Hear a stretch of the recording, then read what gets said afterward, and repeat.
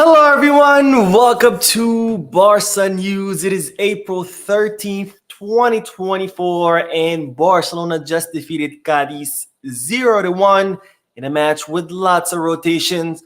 An underwhelming performance, but nonetheless, job done. And Barcelona take home 3 very important points. This is the post-match live analysis. We have a lot to discuss. So let's begin.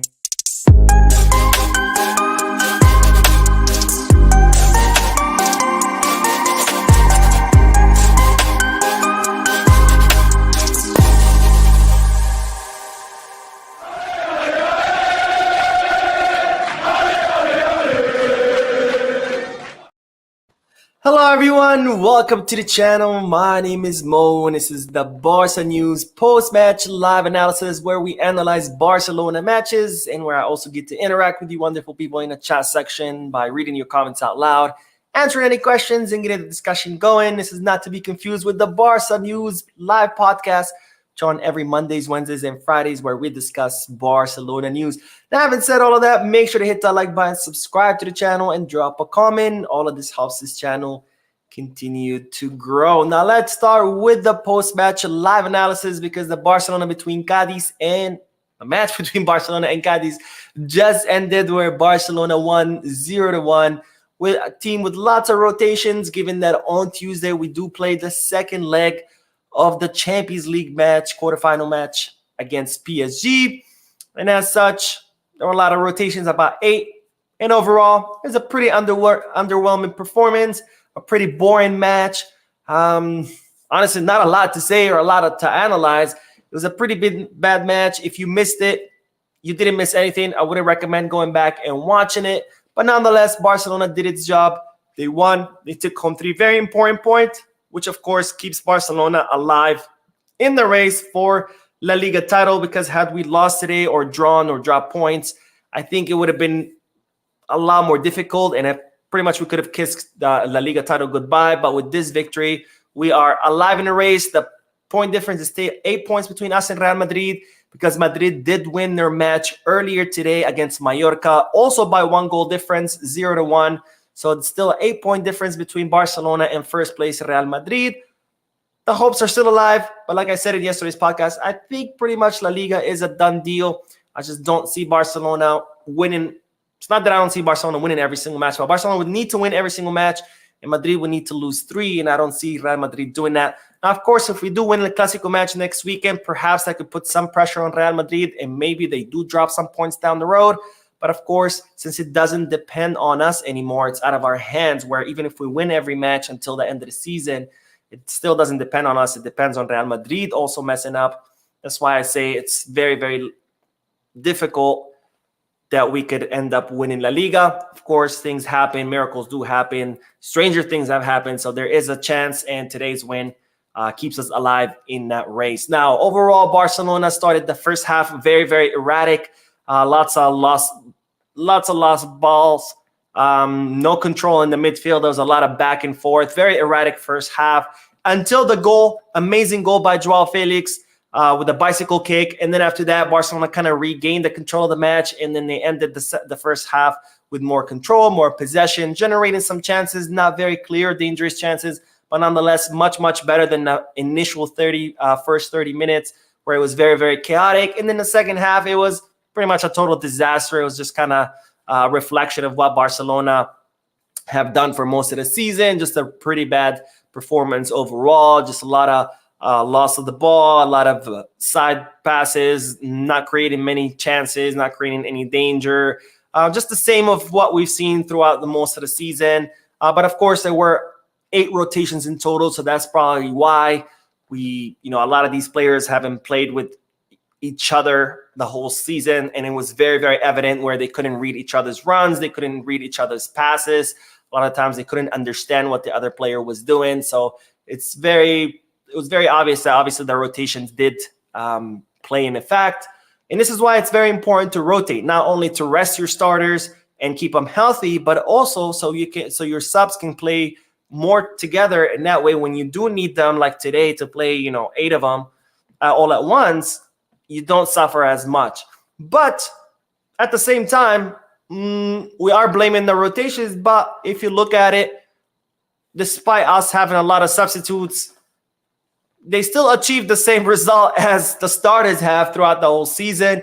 This is the 24th match of Xavi Hernandez where he wins by a difference of 1 goal. And they did it the same way that the other 23 matches were accomplished. Very underwhelming performance. No ball control, no chance creation, just very, very slow ball circulation, very predictable, very boring football. So I don't know if we could blame perhaps the substitutes because after all, they achieved the same results as the starters and they did it in the same way with a very underwhelming performance. But again, the positive thing is that we did take home 3 very important points. We're still alive in La Liga race and we got to rest our starters, which we will need them fresh for Tuesday's match against PSG at Montjuic in the quarterfinals of the Champions League. Now, we are going to discuss the formation and the players.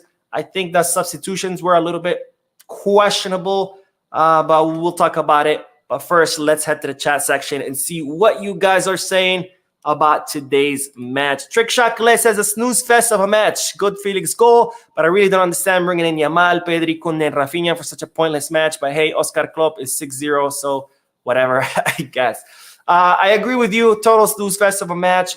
Good goal by Joao Felix, who actually had a decent match this time. I actually fell asleep. So I fell asleep during the halftime. And when I woke up, it was minute 48. So I missed the first 3 minutes of the second half. That's how boring it was. So again, I reiterate, if you didn't watch the match, don't bother. Don't try to go watch the replay. You didn't miss anything. Just watch the goal highlight. And that's pretty much it. I didn't understand the substitutions either. I'll talk about it a little bit more.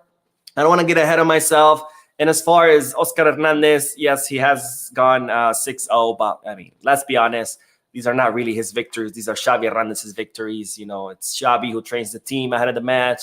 It's Xavi who picks the strategy or if there is any strategy, because usually it looks like there is no strategy. But it's Xavi who picks the strategy for that team. It's Xavi who picks the starting lineup. I'm pretty sure it's Xavi who picks the substitutions. So, I mean, just because Xavi's not sitting on the bench, it doesn't mean that it's not his doing. I think it is. So I don't know if we can really say that Oscar Hernandez is, you know, the one who has the perfect record. I think those victories all belong to Xavi himself.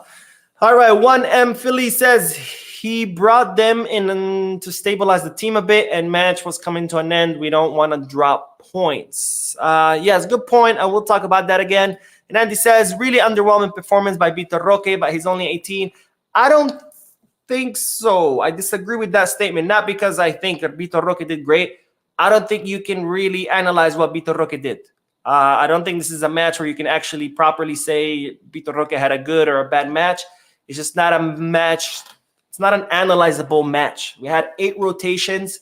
They were all substitutes, players who have never played together. The team didn't really generate any chances except for 2 or 3 that Joao Felix did by himself. So I don't think you can really judge anyone. I don't think you can judge Vitor Roque. I don't think you can judge Marc Casado, who came in the last 10 minutes. I don't think you can judge much from this match because, again, this was an odd match where all substitute players are playing together for the first time. The team did not really perform or do much. So this is kind of like the same thing as when Lewandowski, for example. When Lewandowski, where people are like, oh, Lewandowski's old, he's done, we should sell him.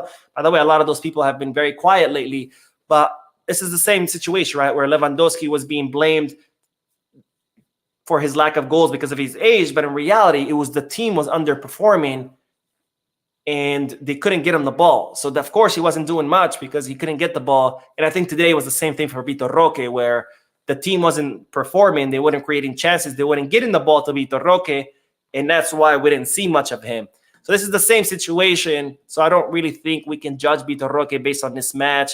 We can't really say he's good or bad or anything. I think this is just one of those odd matches. It's your typical transitional match between a La Liga weekend to a Champions League match where lots of rotations and where the team, you know, is just they're just there just to show up and get the victory, hopefully. But anyways, let's get back to the match analysis because we do have to look at the lineup because Xavi Hernandez did do a lot of rotations, of course, in anticipation of the Champions League match. We still had Ter Stegen in the goal with Hector Fort taking the place of Jules Koundé, Kouarsi, and Christensen. Christensen taking the place of Ronald Araujo, of course. And Marcos Alonso starting for the first time since his injury back in, when was his injury? January, December, something like that. So he's been out and he got his start today.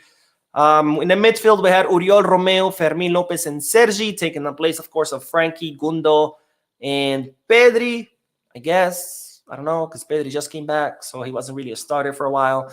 And then in the front, Vitor Roque taking the place of the suspended Lewandowski, with Ferran and Joao Felix taking the place of Lamine Yamal and Rafinha, who has become the starter on the left side. Like I said, this is not really a match that you can analyze players really well because a lot of these players have never played together. They're all substitute, or most of them are substitutes. So very odd match where it's hard to really analyze how each player did. Overall, I think Hector Fort had a decent match, given in the scheme of things, right? Given everything that I just said about the players and the rotations, etc. Decent match, definitely shows a lot of promise. I think he's definitely gonna be, if he could continue fighting or continue performing at the level that we've seen him perform before, I think that spot could definitely become his in the future. Pau Cubarsí, first match of Pau Cubarsí where he wasn't perfect. He had a couple of mistakes, and that's how good he is. Usually the news is when a player does really well, the news is, oh, this guy just had a perfect match, right? That's the news. But Cubarsí does so many perfect matches that the news is that he didn't have a perfect match. Like, it's the total inverse. That's how good Pau Cubarsí is. Like, the news is not that he did a perfect match, because that's every match of his is perfect. The news is that for the first time, he didn't have a perfect match, which is absolutely insane. That's how good he is. And he's only 17 years old, right?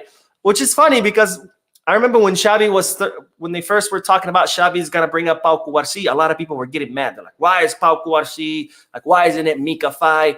And I said, because Pau Cubarsí's been in the academy for longer. He knows the Barcelona style of play. He's more ready than Mika Faye, who had just arrived. And people wanted to like chop my head off. They're like, oh my God, it's Xavi. He's racist. It's Barcelona. They're racist because, you know, Faye is African and blah, blah, blah. And are you guys seeing what I'm seeing now? Because Pau Cubarsí is at a whole nother level. So you can see why Xavi called them up to the first team before he called Faye or Mbappe or anyone else. It's not because Xavi all of a sudden is a racist and Barcelona hate African players, which there's absolutely no truth to that. It's because Pau Cubarsí is simply on a whole nother level. But not a perfect match, but nonetheless did his job. Christensen did too. Did a good job also as a center back. He did have to come off. I think he's still not fully fit, and that's why he came off. And Marcos Alonso was actually decent. It was not a bad match by Alonso. Of course, it wasn't a great match either. I'm not going to say like, oh my God, Marcos Alonso, he blew my mind. Best player ever, better than Davis. No, but he did his job. He did his job. He was good defensively. He tried to help with the offense. A lot of times losing the ball in that transition from defense to offense. But nonetheless, he did a decent job, especially for someone who hasn't played for several months. So decent match by Marcos Alonso. No complaints. Oriol Romeo, not a good match. Another bad match by Oriol Romeo, which makes me wonder what the hell happened to him, because Oriol Romeo last season was one of the best pivots in La Liga. He was the heart and soul of Girona. He was the guy who not only was a solid wall in the midfield, but he also was the guy who distributed the ball. He's the one who set the tempo for entire Girona. Again, one of the best pivots in the whole La Liga. It was a huge loss for them. And then when he arrived, he was also amazing at first with Frankie de Jong doing that little pretty great couple. And then from there, he's just like, it's like he got kidnapped by aliens, and aliens just dropped, a replica of him, someone that looks like him, but not really him. I don't know if it's because when Frankie got injured, Oriol was kind of felt a little bit out of place without him, which caused him to be benched. And since then, he hasn't got any continuity. I don't know if it's that. I don't know if it's lack of confidence. I don't know if it's maybe the Barcelona jersey just weighs too much on him. But it's unfortunate what's happened with Oriol Romeo. And today was just yet another bad match in a long series of bad matches. Fermin Lopez, SofaScore giving him a 6.8. I completely disagree with that because I think Fermin had a really good match. I think, as I've said before, he's the closest thing to Gabi. with the intensity, with the dedication, just running and fighting for every single ball. His diagonal passes are absolutely insane. He definitely makes the team a lot more vertical. He's one of the few players who actually takes the risk of making vertical passes versus most of our players who are always betting for the safe pass, just making a sideway or a backwards pass. He's one of the few players alongside Kouarsi who, dare to make those diagonal passes, dare to break line with his passes. And I think he has been overshadowed a little bit with the explosion of Lamine Yamal, with the explosion of Pau Kouarsi. I think Fermin has been overshadowed a little bit and not gotten the attention that he deserves. But I think Fermin is another player that we seriously need to look out to because he is showing time and time again that he is definitely a very promising player and definitely has what it takes to be a first-team player. So I think he had a good match. I don't know. You guys tell me, what do you think? We'll continue talking about the players and we'll talk about the substitutions. But let's get back to the chat section to see what you guys are saying. Trick Shot Calais says, yeah, the ESPN Madridistas that were commenting were salivating in every Kouarsi miscue. I'm telling you, man, sometimes ESPN are so bad, especially Mario Kempes. If you watch the matches in Spanish, Mario Kempes has to be the most disgusting commentator I've ever heard. And it's sad too, because he's a World Cup winner, like he's a legend, but the things he says just makes me want to punch him in the face. I'm not going to do that, of course. That's illegal. But sometimes I just put the TV on mute and I just watch the match on mute because the things that these commentators say on ESPN, it's absolutely ridiculous. Marcus says, Vitor may not succeed at Barca if you don't put in more. Honestly, it seems like he's skipping off. I don't think so. Like I said, this is just not a match that you can really judge Vitor Roque based on because, again, 8 substitutes, players that have never played together, very underwhelming performance. The team didn't really create chances. I think he got maybe like 2 passes in total, and both passes, his back was to the goal. I don't really, you could judge much. And Mickey says, Fai should have given a chance to play today. I agree. I'll talk about that a little bit more. Let's see. And Sammy Sunny says, agree with the Fermin comment. Thank you, my friend. Fermin, I think he's a very underrated player, and he really is the closest thing we have to Gabi. And Victor says, Lopez lost too many balls and made some bad passes today. He didn't have a good game. Fermin Lopez, he did lose some balls. But, I mean, we're talking about in the context of things, right? We had a whole team did horribly. In the context of things, he was one of the better ones. Because the whole team was just completely underwhelming. Anyways, let's get back to, let's see, the formation, because then we had Sergi Roberto, another decent match by Sergi, the same as always. He's not going to give you anything different at this point. And then we talked about Vitor Roque, how you can't really judge him based on this match. Ferran Torres giving a 7.1. I don't know how. I actually forgot for a while that Ferran Torres was playing. And then we had Joao Felix on the left, who had a decent match, had a good match. Not an excellent match. I wouldn't say he was like, oh my God, out of this world. But a good match. He had a really good goal. He had that one where he hit the post, but he was ruled offsides. But nonetheless, the play itself was great. The way he just frees himself up and kicks the ball. And then he had one where he starts the play for the goal that was almost a goal by Fermin Lopez, where he passes it to Sergio Roberto. Amazing pass from Sergio Roberto to Fermin. Fermin kicks it past the goalkeeper, but unfortunately there was a defender there for Cadiz who was able to get the ball off the line. So he had a really good place by Joao Felix. But what I like about it today I saw him a lot more active. I saw him kind of tracking back to help with the defense. I saw him fighting for balls. He wasn't his usual self where he just tries to dribble past the player, and if it doesn't work, then he's like, whatever, and he just stands there and lets the rest of the team do the work. Today was actually he was a lot more active. He was tracking back. He was helping with the defense. He was fighting for balls. I don't know if it's because maybe he got subbed now and Rafinha has taken his place. Maybe that's motivating him. But definitely I saw a more active Joao Felix, a player that was participating a lot more than usual. So good game by Joao Felix. Again, I wouldn't say excellent or great or out of this world, but definitely good game by Joao Felix. And what an amazing goal. Now, let's talk about the substitutions, because I do think that the substitutions were a little bit questionable. I understand the substitution of Pedri. Bringing in Pedri, I think Xavi was looking a little bit more control because at that point we had completely lost control of the match. Cadiz were doing whatever they wanted, and we are lucky that they are such a bad team. Otherwise, it could have caused us some pretty good damage. So I think the Pedri substitution was to bring a little bit more control to the midfield, a little bit more control to the match, try to get the ball more, the possession of the ball more, so we can stop the constant attacks by Cadiz.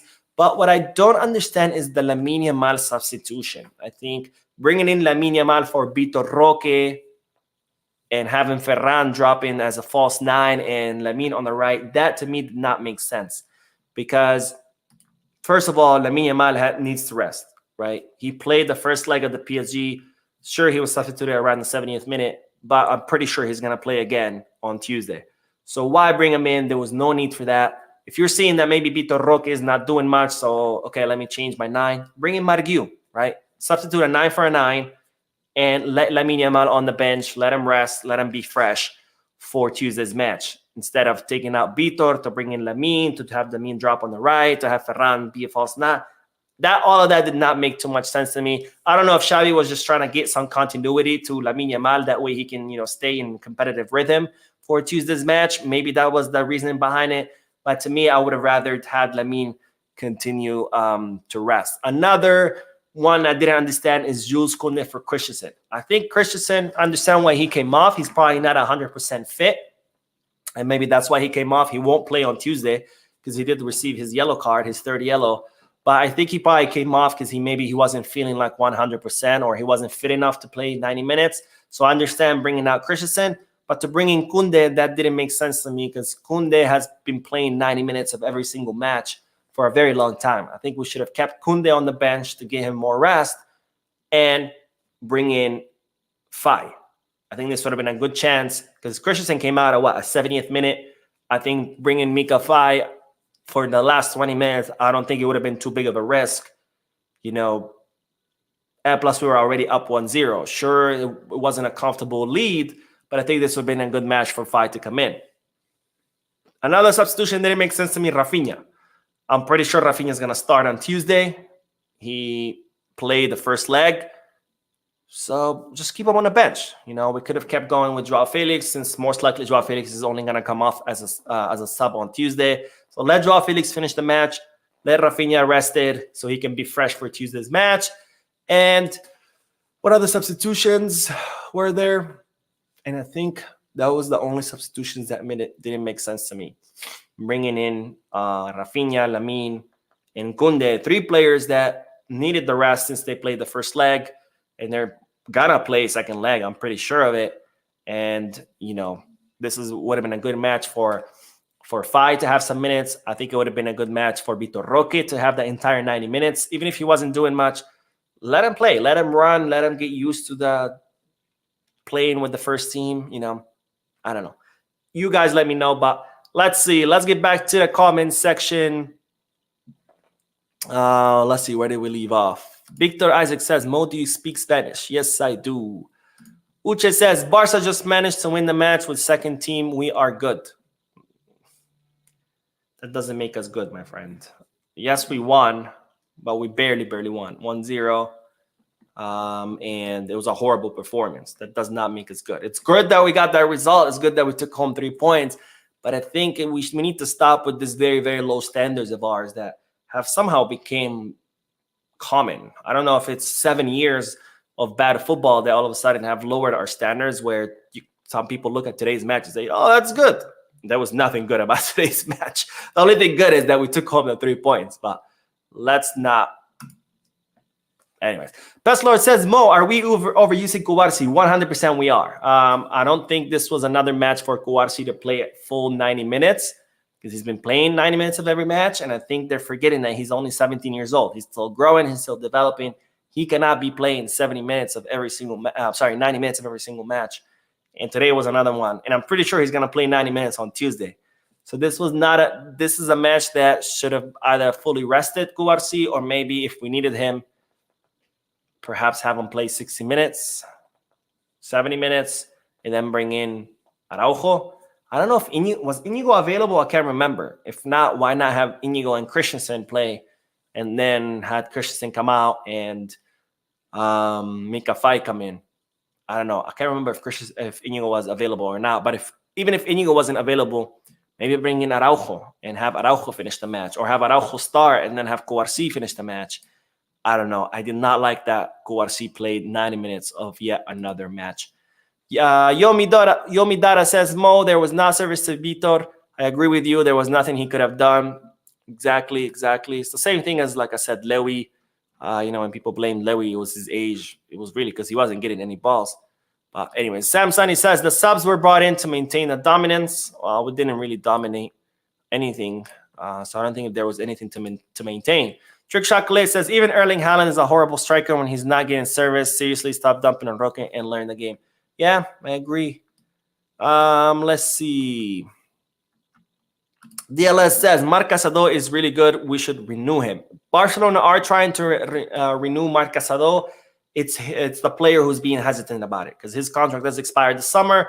Barcelona would like to keep him, but he's being hesitant, understandably so, because he's kind of like looking around like, all right, I've been at Barça Athletic for a while. Like, it's time for me to make a jump to the first division, but it doesn't seem like the team is interested in me. They keep talking about sign a pivot. They talk about Amadou Onana, Kefren, Kimmich, Subimendi. They talk about all these options, and he's probably sitting there, and he's like, what about me? I'm right here. So I don't blame him for doubting about renewing, because he's probably looking at like, okay, it's my turn to play first division, and they're not interested in me here to play first division, so I got to go look for first division somewhere else.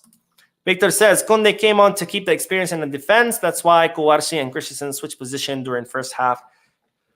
Because, wait, hold on. I got to reread that. Sorry. I had a mental blank.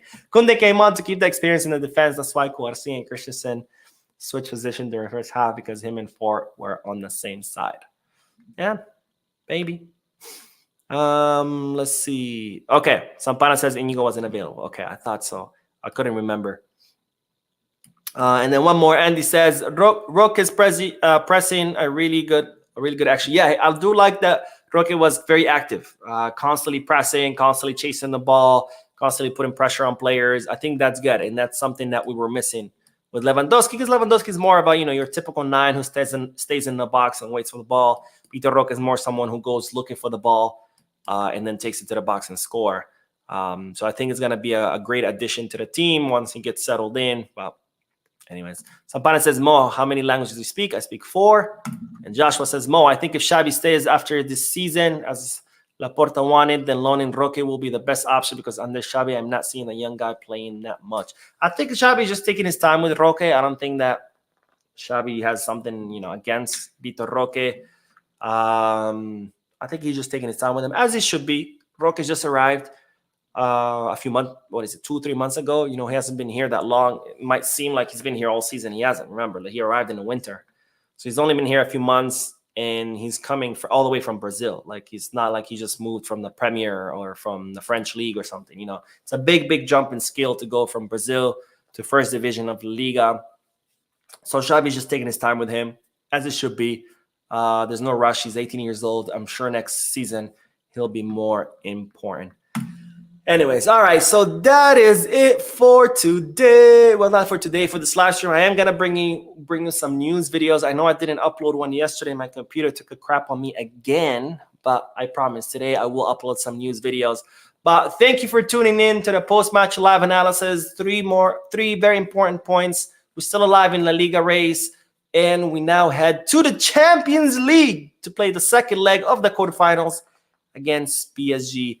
Thank you for watching. I will see you in the next video. And as always, Visca Barça.